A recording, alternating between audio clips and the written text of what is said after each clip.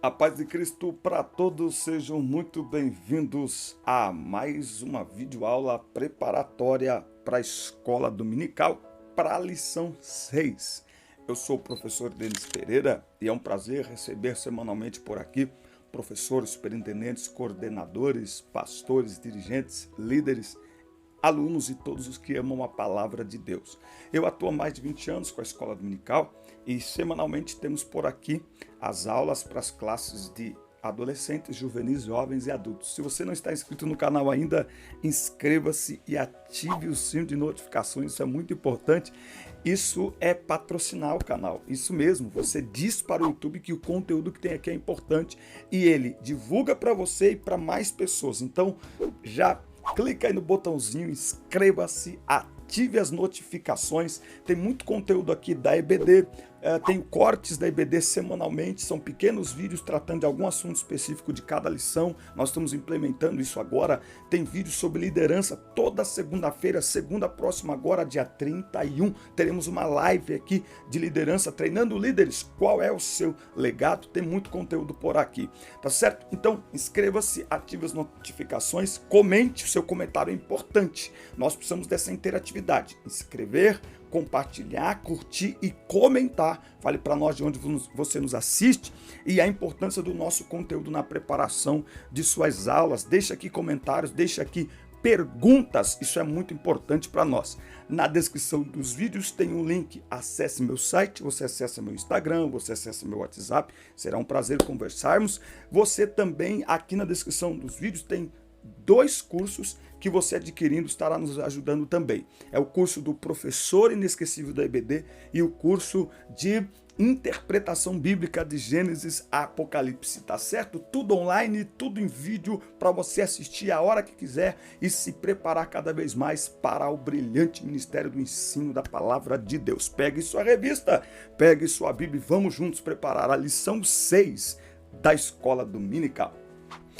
Muito bem, nós vamos começar aqui pela lição de juvenis, nesta revista maravilhosa, Uma Viagem pelo Antigo Testamento, a lição 6 de juvenis, o tempo dos juízes.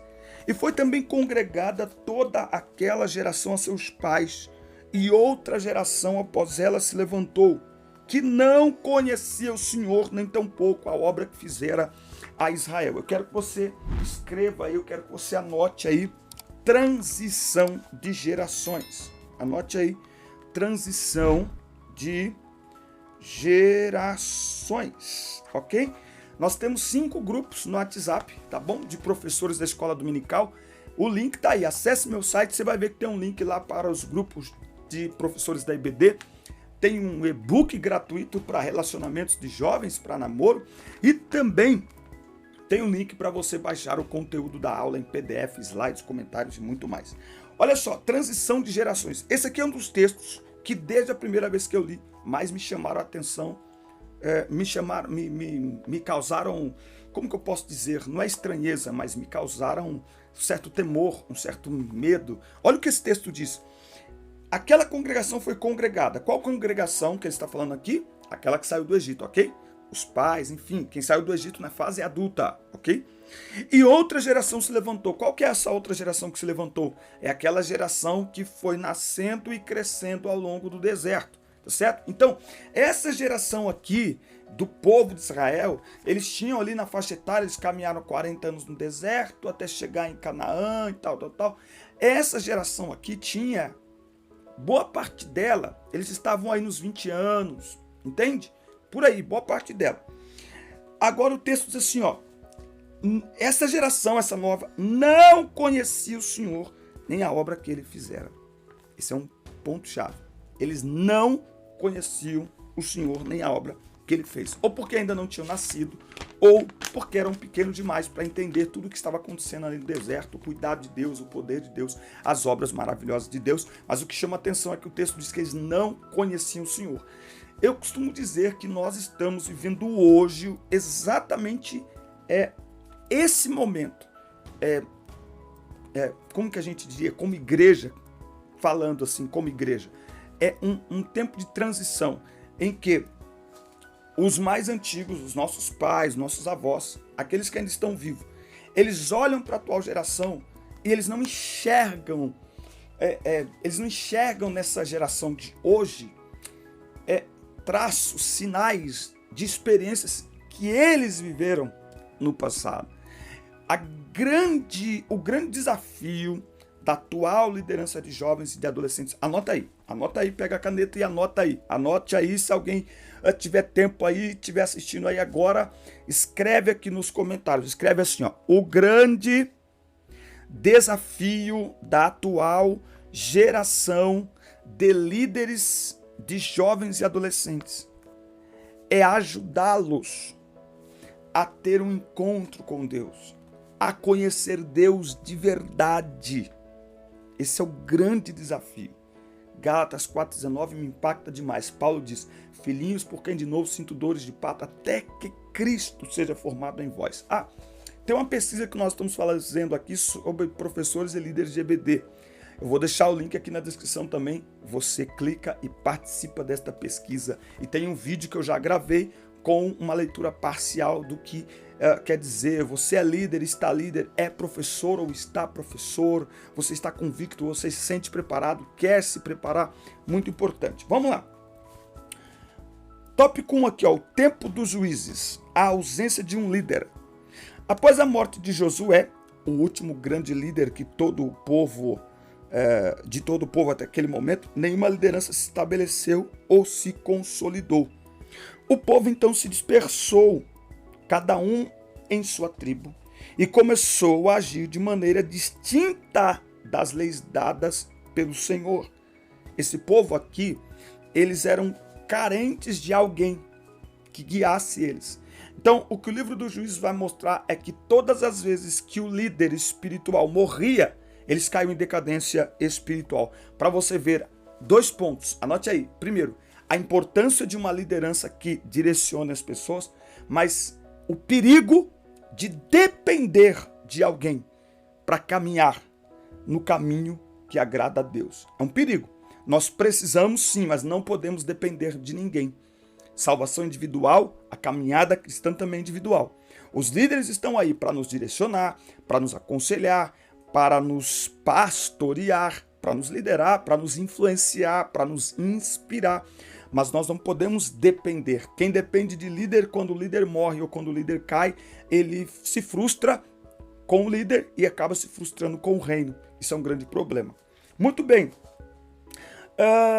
E aí, toda vez que um líder morria, eles começavam a se afastar ali do Senhor. E aí você vai perceber no livro dos Juízes que o livro dos Juízes ele traz uma forma, não é, muito forte de ver como é que Deus tratava. Olha como é que diz o capítulo 3 de Juízes. Ora, estas são as nações que o Senhor deixou para por elas provar Israel, tantos quantos em Israel não tivessem conhecido todas as guerras de Canaã, somente para que as gerações dos filhos de Israel pudessem saber e ensiná-los a guerra, pelo menos aos que antes nada sabiam, ao saber 5 senhores dos filisteus, todos os cananeus, os sidônios, os heveus que habitavam no Líbano, desde o monte, tal, eles haveriam de provar Israel através deles, para saber se eles obedeceriam aos mandamentos do Senhor, os quais ele ordenou aos seus pais pela mão de Moisés. Olha só os 5. Os filhos de Israel habitaram no meio dos cananeus, heteus, amorreus, ferezeus, heveus e jebuseus, e tomaram suas filhas por esposas, coisas que eles não deveriam fazer, e deram suas filhas aos seus filhos e serviram aos seus deuses. Presta atenção no versículo 7. Os filhos de Israel fizeram mal aos olhos do Senhor, e se esqueceram do Senhor seu Deus, e serviram Baalim e os arvoredos.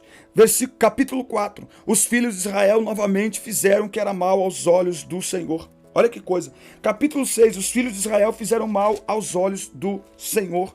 Olha que coisa. Sempre é isso que está aqui acontecendo. Olha, capítulo 13. Os filhos de Israel fizeram mal diante dos olhos do Senhor. Sempre o texto ele vai trazer essa menção, porque eles estavam sem liderança e eles se afastaram do Senhor. E é aqui que vai entrar o ciclo dos juízes. É um ciclo de desobediência e opressão, um tipo de desobediência e opressão. Eles acabavam se afastando do Senhor. Deus levantava um líder quando eles clamavam. Quando eles clamavam, Deus levantava um líder e esse líder ia lá, livrava eles, guiava eles, eles obedeciam. Quando esse líder morria, eles se afastavam novamente do Senhor. Muito bem, então é uma gangorra espiritual. A primeira coisa que me chama a atenção aqui no tópico 1, esse tempo de juízes, ele é marcado por uma gangorra espiritual. Quando tinha alguém para liderar, eles se aproximavam de Deus. Quando essa pessoa morria, eles se afastavam de Deus. Então, novamente, nós precisamos, mas não podemos depender. A nossa fé, a nossa caminhada cristã não pode depender de homem algum. Muito bem. Tópico 2, e se você ainda não se inscreveu, inscreva-se, meu irmão, que isso aqui dá trabalho. Inscreva-se, ative as notificações e comenta aí, deixe o seu comentário, a sua contribuição para a nossa aula. E se você tem facilidade em fazer dinâmicas nos grupos do WhatsApp, eu sempre coloco lá as dinâmicas, aliás, da irmã Sulamita Macedo. Anote aí, e eu vou colocar os links aqui do blog da irmã Sulamita Macedo, que é o blog Atitude Aprendiz, e também tem um blog da irmã Dália Helena, que é um blog muito bom. Se você tem facilidade de fazer dinâmicas, me chama aí no WhatsApp para a gente combinar e você grava e manda para mim. Eu não tenho como gravar as dinâmicas, é muito conteúdo aqui pro canal, certo? Vamos lá.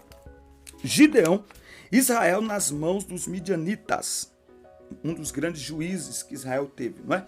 Gideão possui uma incrível história entre os juízes do povo hebreu. Em seu tempo, os filhos de Israel fizeram o que era mau aos olhos do Senhor. E aí, Deus vai permitir que os midianitas os oprimissem. E o que eles faziam? Eles entravam em Israel e pegavam tudo. Eles vinham, a Bíblia diz que eles vinham como gafanhotos. E eles entravam na terra, eles ficavam esperando a hora da colheita do trigo e da uva. Eles entravam na terra como gafanhotos e arrasavam tudo. O que eles não colhiam para levar embora, eles destruíam. A Bíblia diz que Israel empobreceu muito. É interessante que Gideão, ele vai malhar trigo no lagar. O lagar não é lugar de malhar trigo, é lugar de pisar uvas. Mas lá no lagar, pisando uvas, Deus vê em Gideão, que era um adolescente, uma atitude diferente. E a atitude de Gideão, em meio àquela situação de opressão, de dificuldade, de empobrecimento, de ameaça dos midianitas, chamou a atenção do Senhor e o Senhor chamou a Gideão. O que me chama a atenção é o que o anjo do Senhor diz a Gideão. Diz assim: o Senhor é contigo, varão valoroso, vai nesta tua força. Interessante que Gideão retruca e diz: mas eu sou menor na casa de meu pai e a minha casa também é bem pequenininha. É muito interessante. Todas as vezes que Deus chama alguém, ou quase todas as vezes que Deus chama alguém, é muito comum que a pessoa diga para Deus as suas limitações. Lembra de Jeremias? Eu não sei falar, eu sou uma criança. Preste atenção. Quando Deus chama, Ele conhece a nossa história. Ele conhece a nossa identidade. De acordo com o Salmo 139, Ele nos conhece antes mesmo de nascermos, até porque foi Ele que nos fez. Ele conhece até as palavras que nós não conseguimos verbalizar. Então, quando Deus te chamar, essa palavra é para você, professor. E essa palavra também é para a sala de aula. Aquilo que Deus te despertar para fazer na obra dele, nunca diga: eu não sei fazer, eu não sei. Se Deus está fazendo arder no teu coração o desejo de se envolver em alguma coisa, de fazer algo na obra dele, ele conhece as tuas limitações, ele conhece a tua dificuldade, ele conhece aquilo que você não tem, ele conhece você por inteiro, mas você precisa crer que Deus está confiando em você. E é muito lindo que o anjo do Senhor diz para ele: vai nesta tua força, traduzindo, tudo que você precisa para executar esta obra, eu já coloquei em você. O nosso problema é que nós queremos receber de Deus para então fazer algo para Deus. Nós precisamos entender que o Senhor já depositou em nós, já está em nós talentos e habilidades que serão úteis para que o nome dele seja glorificado. E a disposição, como Gideão, a disposição em atender a voz do Senhor e seguir a direção que o Senhor estava dando a ele, trouxe a ele capacitação espiritual e estratégica para enfrentar os midianitas. Então é muito importante estarmos atentos à voz do Senhor. A primeira coisa aqui em Gideão é o fato dele já estar chamando a atenção de Deus. Coisa linda, né? Você está chamando a atenção de Deus. Aí no seu lugar, aí no seu cantinho. Você não está percebendo, mas Deus está vendo cada atitude sua, cada jeito seu. Deus está vendo o seu comportamento e Deus está vendo em você. Você está chamando a atenção de Deus. A segunda coisa é que Gideão, ele passa então a mostrar total dependência da direção de Deus. O Senhor começa a direcioná-lo. Faz assim, faz desse jeito, faz desse jeito, faz do outro jeito. Olha, você não vai descer as águas com 32 mil homens. E Gideão então vai vencer os midianitas com 300 homens. A história de Gideão ela é maravilhosa. Nós conhecemos praticamente apenas esta parte. Vale lembrar que é muito importante ler toda a história de Gideão e lembrar que Gideão começou muito bem. Ele começa destruindo o altar de Baal que o seu pai tinha, mas no final, quando o povo diz para ele assim, ó, governe sobre nós, ele diz, nem eu nem meu filho vai governar sobre vós. E a Bíblia diz que ele faz um éfode de ouro e ele pega lá, né, as joias das pessoas, pede para eles e faz um éfode de ouro e aí ele morre. E as pessoas começam então a prestar culto a Baal através daquilo que Gideão fez. Então Gideão, ele é um exemplo de alguém que começou bem, mas terminou mal. Nós precisamos aprender com as lições positivas e negativas também. Muito bem, Sansão, que é o nazireu de Deus. Nazireu, o que é nazireu? Escolhido por Deus. O nazireu, Sansão, Samuel também foi. O nazireu, ele está debaixo de um voto. O voto do nazireado, ele é, como que nós podemos dizer? Ele é voluntário. A pessoa fazia um voto ao Senhor. Então, olha, durante 3 meses eu não vou cortar o cabelo, não vou tomar nenhuma bebida que tenha qualquer teor alcoólico. Então, era a pessoa que fazia esse voto ao Senhor, certo? No caso de Sansão, ele já nasce debaixo desse voto. Ele já nasce debaixo de um projeto. Eu tenho uma ministração que eu falo que Sansão já nasce com um projeto. O projeto já estava nele. Ele só tinha que seguir o projeto, não é? Agora, Sansão, ele é um exemplo de alguém consagrado desde o ventre e que tinha toda a oportunidade do mundo de viver uma vida extraordinária e de ser marcado exatamente por esta unção, por este crédito que Deus depositou sobre a vida dele. Mas todas as vezes que nós falamos de Sansão, nós lembramos muito mais da sua queda do que do seu grande poder. Então a gente se lembra muito mais de Sansão e Dalila do que Sansão carregando os portões de Gate, do que Sansão com uma queixada matando 1000, a não ser quando a gente canta aquele da Maralima. Mas Sansão está muito ligado a Dalila e, portanto, muito ligado à queda. E o que nós aprendemos com a lição de Sansão? Sansão é o exemplo de alguém que fez coisas incríveis, tinha um potencial extraordinário, mas ele não resistiu às tentações. Então a grande lição para todos nós, para os alunos, é: não brinque com a unção. A unção não faz de ninguém um Superman. E quanto mais Deus investe seu poder, sua graça em nós, mais nós precisamos nos afastar. Mas Sansão, ele não se afastava. Sansão, ele se aproximava do perigo. Então veja, ele está indo com seus pais para se casar com uma moça que era filha dos filhos dos filisteus, enfim. Seus pais falam assim, mas aqui não tem, você tem que ir lá, justamente o nosso inimigo. E aí, não, eu quero de lá. Então ele desobedece. Sansão era ungido, mas era desobediente. Sansão era ungido, mas era impulsivo. Sansão era ungido, mas Sansão brincava com as coisas de Deus, brincava com a própria unção. Então não adianta nada ser ungido e desequilibrado. A unção precisa vir junto com o equilíbrio, com o domínio próprio. Não adianta nada sapatear, rodopiar, fazer um monte de coisa, mas não obedece pai e mãe, não obedece liderança, não obedece a palavra de Deus. Se relaciona com qualquer pessoa, fica brincando com o coração das pessoas, fica brincando com o perigo, brincando com o pecado. A Bíblia diz que nós não podemos dar lugar, dar oportunidade ao diabo. Quando Sansão cai ali diante de Dalila, na realidade aquilo ali era a conclusão de todo um histórico de brincadeiras que Sansão veio fazendo consigo mesmo, com Deus e com as pessoas à sua volta. Nós temos muito o que aprender com essa história. Sansão, o seu gigantismo espiritual, acabou cedendo às suas brincadeiras. Sansão era imaturo espiritualmente e emocionalmente falando. Chama a minha atenção o fato de que Sansão andava sempre sozinho. Sempre sozinho. Sansão não tinha amigos, não tinha ninguém. É muito perigoso, porque o púlpito muitas vezes nos torna solitários. E não é bom andar só. A Bíblia diz que é melhor serem dois do que serem um. Não é verdade? Então é muito importante termos alguém. Quanto mais Deus nos usar, é grande lição para professores, para líderes, para pastores, para alunos, para os jovens. Não ande só. Tem alguém que puxa a tua orelha. Tenha alguém na sua vida que quando essa pessoa fala, você se cala, você murcha. Sansão não tinha ninguém. Será porque ele não dava ouvidos a ninguém ou porque ninguém se aproximava dele?